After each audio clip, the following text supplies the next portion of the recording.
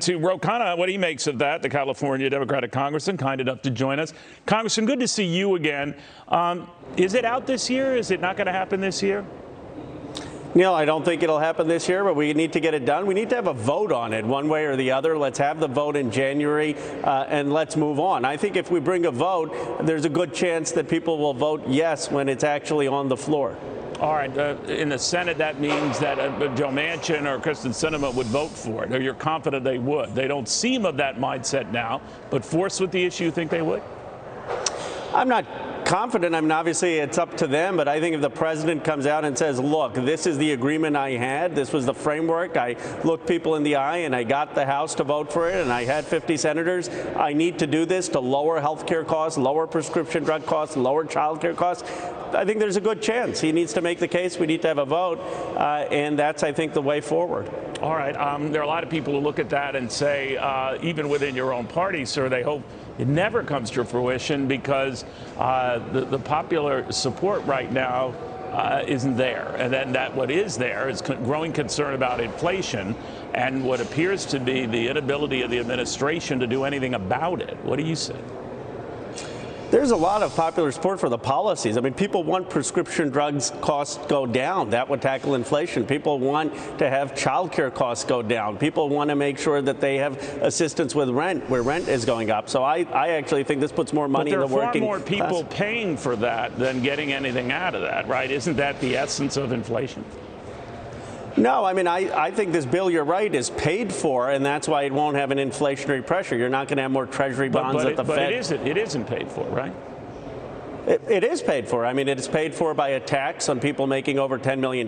It's paid for by making sure corporations. But it isn't, right? Even allowing for that, Congressman, it's about $367 billion shy in revenues over 10 years. Now, that could change. But conversely, some of its more popular features, when the CBO was asked to crunch the numbers, if they weren't phased out in 1, 2, or 3 years, as many of them are, this is actually going to be a $5 trillion measure, not a $2 trillion measure. What do you say? But you can't do a hypothetical and do something that the Republicans aren't supporting. I mean, it's a one-year bill. That's like saying, why don't we have a 10-year score for a defense budget? I mean, this is for a one-year bill, and the CBO has scored it properly. Now, there is a legitimate question, right, sir? I mean, and you're quite right. We've done this in Republican administrations as well. But if you're talking about very popular programs and you say that some of these features are quite popular, what Congress would let them phase out in 1, 2, or 3 years? So what's wrong with asking the CBO, just in case a Congress doesn't do that, what are we left with? And that's what the CBO came up with. Neil, it's a reasonable question, and here's what would be fair. If you could get me 10 Republicans who are willing to vote for the child tax credit, I'd say, okay, they have an argument that it's permanent. But here's what's hypocritical. You can't have the Republicans not give a single vote for these programs and in the same breath claim that they're going to be permanent. Everyone knows that's not true. I mean, do you believe really that if the Republicans take over, they're going to continue these programs? So I don't think they can speak from both sides of their mouth on the issue. All right, well, you raise a good point, but obviously they would be very popular and they'd meet resistance trying to get rid of those. So, you know, you could argue back and forth as to how easy that would be to just dispense with this. But let's say it never happens, Congressman, this never comes to passage. There are some in your party who are saying, so be it. It would be better to fight the fight on dealing with inflation and getting a handle on that, hoping whatever the Federal Reserve is doing will work. And that will have far more of an impact next year in the midterms than anything else. What do you say? You know, I disagree with that. I think what will have impact is if we lower prescription drug costs, we put more money in the hands of the working class, and we give kids in this country preschool and lower those costs for families. But I think what we need to remind people of is what we've done. The American Rescue Plan, stimulus checks for everyone, the child tax credit, the infrastructure bill. For the first time, people have been talking about infrastructure we delivered. So this is obviously something we need to do with Build Back Better, but we've already had a successful year. But finally, and you and I have gotten into this before, Congressman, we didn't have any of those features, you know, in our law prior, certainly to the pandemic, when we got as low as 3.5% unemployment. So we were doing gangbusters without any of these features then.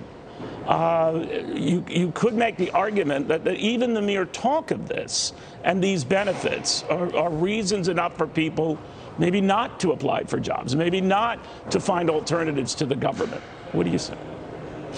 I just don't think the data bears that out, and the unemployment rate is low. But I agree with you. These features, these benefits weren't there, but that's why I think working class Americans have had what I said, right, sir? I mean, we were at 3.5% unemployment. I'm talking pre-pandemic, so yeah. We had a history going back without any of this stuff, doing quite well. Well, but we are now almost at 4%. But here's the thing, Neil. I believe the working class has had the short end of the stick for the last 40 years. I think their prescription drug costs have been too high. I think their child care costs have been too high. Their health care costs have been too high. You're right. These weren't there. They haven't been there for 40 years. It's time we start delivering for the working class. And that's what really this bill is about. All right. So you think it will come to pass, but next year? I think there is a very strong probability it comes to pass, but the way to do it is to force a vote. I don't think we should have interminable conversations. January, let's vote on it, and then let's move on. It's a good point. Just go ahead and just attempt to vote, see where we stand, and let the chips fall where they may. Congressman, have a wonderful holiday. Good seeing you again. Merry Christmas. Happy holidays. All right.